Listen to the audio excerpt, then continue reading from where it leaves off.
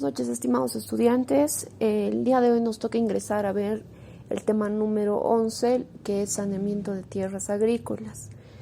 Como elemento de competencia, vamos a conocer el procedimiento de saneamiento de tierras agrícolas a la luz de la nueva jurisdicción agroambiental y la solución de conflictos agroambientales. ¿Cuál va a ser nuestro contenido temático del día de hoy? Vamos a ingresar a ver qué es la inseguridad jurídica sobre la propiedad agraria, qué es el saneamiento de tierras, cuáles son las finalidades del saneamiento de tierras, las modalidades que existen actualmente en nuestro ordenamiento jurídico de saneamiento. Vamos a ver el saneamiento simple, el saneamiento de tierras comunitarias y el saneamiento integrado al catastro. Vamos a explicar cada una de estas, vamos a caracterizar el saneamiento de la propiedad agraria y posteriormente, al concluir el tema, de acuerdo a nuestros indicadores, ustedes estarían capaces de presentar un informe, un control de lectura o un análisis crítico y creativo sobre el tema que vamos a tocar el día de hoy. Habiendo establecido eso, vamos a ingresar a referir qué es la inseguridad jurídica sobre la propiedad agraria. Primeramente hay que aclarar,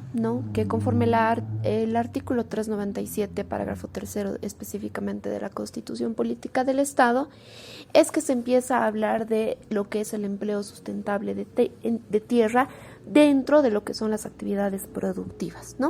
y que esto tiene que darse conforme la capacidad de uso mayor de la tierra y en beneficio de la sociedad, del interés colectivo y también de su propietario. A esto que vamos a llamar función económico-social, que como bien habíamos establecido en anteriores clases, esta la van a cumplir la mediana propiedad agraria y lo que es la empresa agrícola o la empresa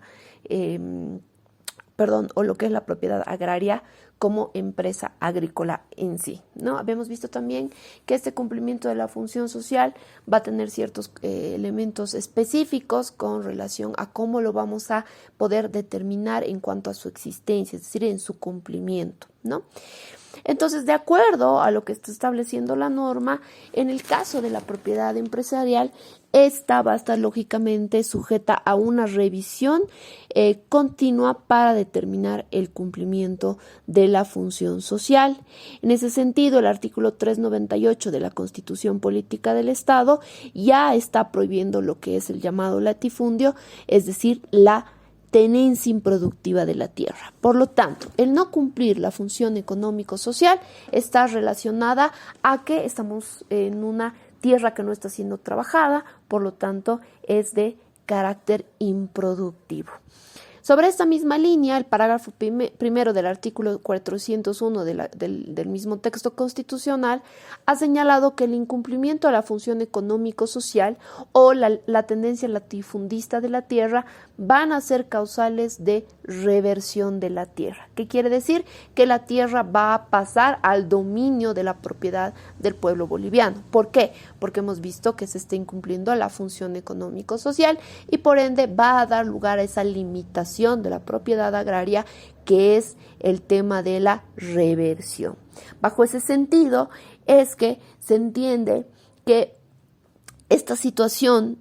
con relación a lo que es la reversión y el cumplimiento de la función económico-social ha dado lugar a ciertos argumentos dentro de lo que es la figura legal de señalar que la función económico-social y la sanción de la reversión con respecto a este requisito esencial de la propiedad agraria estaría dando lugar a inseguridad jurídica para lo que son los sectores empresariales, ya que ellos entienden que la exigencia de la función económico-social va a ser en cierto modo de carácter subjetivo, que puede generar conflictos al momento de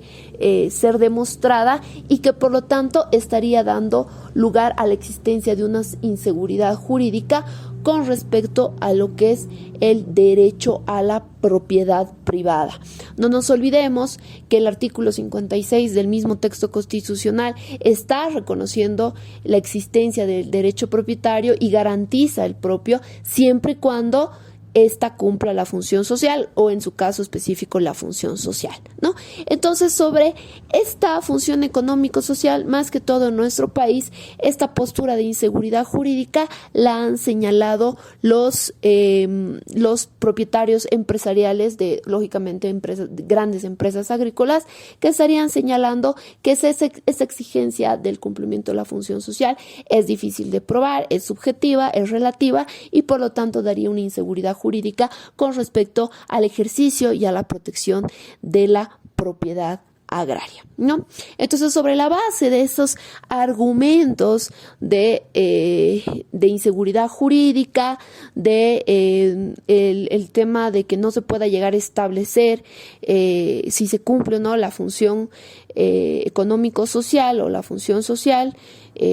para cada caso según el tipo de propiedad agraria, es que se empieza a obtener mayor fuerza esa necesidad de lo que es el saneamiento de la tierra. El saneamiento de la tierra, si bien va a regularizar, va a perfeccionar el derecho a la propiedad agraria, entiéndase que lógicamente va a permitir determinar, siendo que van a existir verificaciones en campo para determinar el procedimiento del saneamiento, si realmente se está cumpliendo con los requisitos esenciales para mantener la propiedad agraria.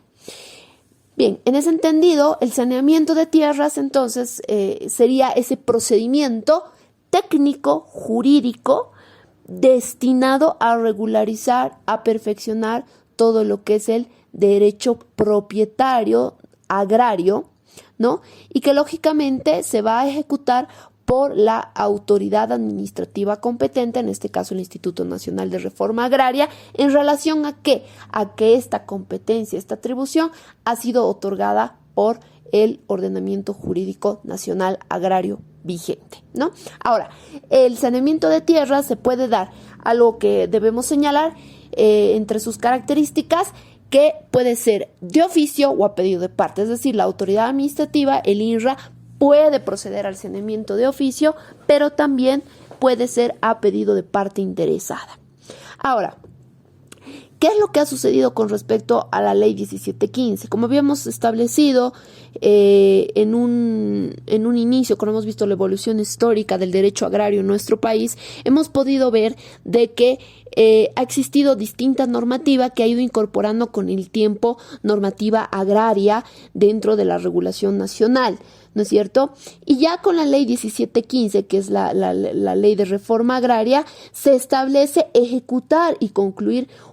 el proceso de saneamiento en nuestro país en un plazo máximo de 10 años computables a partir de la promulgación de la norma, que ha sido el año 96. Es decir, para el año 2006 se tendría que haber cumplido esa labor efectivamente en todo el territorio nacional, es decir, tener un saneamiento completo, una regularización, un perfeccionamiento completo de lo que es la propiedad agraria. Lastimosamente, estos objetivos, estas obligaciones en realidad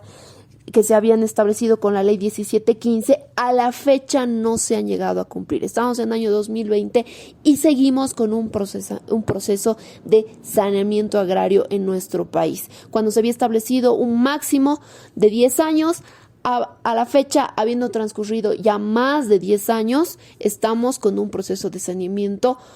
actual, lo que ha dado lugar a que se pueda verificar en sí distintas dificultades de procesamiento, de burocracia, de corrupción y otros aspectos que han saltado en el transcurso del tiempo, que puede ser el cuello de botella en esta situación por la cual no se ha podido lograr ese saneamiento. Por lo tanto, el año 2006, al no haberse logrado ese saneamiento, es que se modifica la norma y se promulga la ley 3545, ¿no? Para poder extender el tiempo de lo que es el saneamiento de la tierra. Entonces, en la actualidad, sobre la base de lo señalado, estaríamos frente a un proceso de saneamiento de la propiedad agrícola vigente, es decir, todavía se está saneando la tierra agraria en Bolivia. Bien, ahora, ¿cuáles van a ser las finalidades de lo que es el saneamiento de la tierra?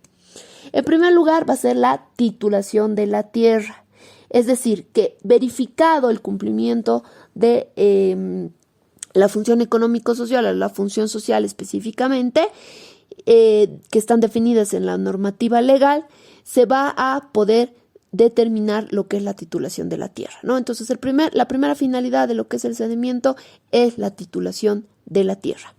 La segunda finalidad es lograr un catastro legal de lo que es la propiedad agraria, es decir, ya existe un catastro legal, pero con el saneamiento se busca ampliar los alcances de ese catastro legal. Otro aspecto que se va a lograr con el saneamiento de la tierra es la conciliación de conflictos relacionados tanto a posesión y propiedad agraria, ¿no? Se va a llegar a determinar quién tiene mejor derecho propietario en relación a lo que es ese determinado fundo, esa determinada tierra, con el saneamiento. Es decir, en el saneamiento también, ¿qué se va a lograr? Que se llegue a determinar quién estaría gozando de mejor derecho propietario, ¿ya? Entonces, además de eso, de lo que es el catastro, la titulación, la conciliación de conflictos que se pueden dar en materia agraria, este proceso va a permitir anular cualquier título que haya sido otorgado en calidad de propiedad agraria que en el saneamiento se llegue a determinar está viciado de nulidad absoluta. Más adelante vamos a ver cómo se da el proceso de estas nulidades y vamos a llegar a ver cuáles son las causales tanto de anulabilidad como nulidad en materia agraria. Otra de las finalidades también está relacionada a lo que es la convalidación de títulos que estén afectados por vicios de nulidad relativa o lo que también en derecho se llama anulabilidad, pero cumpliendo el requisito de la función económico-social o la función social. También se va a lograr la certificación del saneamiento de la propiedad agraria y también se va a lograr verificando el incumplimiento de la función económico-social, ya sea total, parcial o estableciendo esos vicios de nulidad que les decía un poco antes, se va a lograr la reversión. El saneamiento va a ayudar a determinar si corresponde o no corresponde un proceso de reversión de la tierra, ¿no? Básicamente esas serían las funciones de lo que es el saneamiento agrario. Ahora, ¿qué modalidades de saneamiento está reconociendo el ordenamiento jurídico nacional? Entre las modalidades de saneamiento, en primer lugar vamos a tener el saneamiento simple, luego vamos a tener lo que es el saneamiento integrado al catastro legal y vamos a tener lo que es también el saneamiento de tierras comunitarias de origen o también lo que son las TCOs. Vámonos entonces al saneamiento simple, que en una abreviación que se utiliza para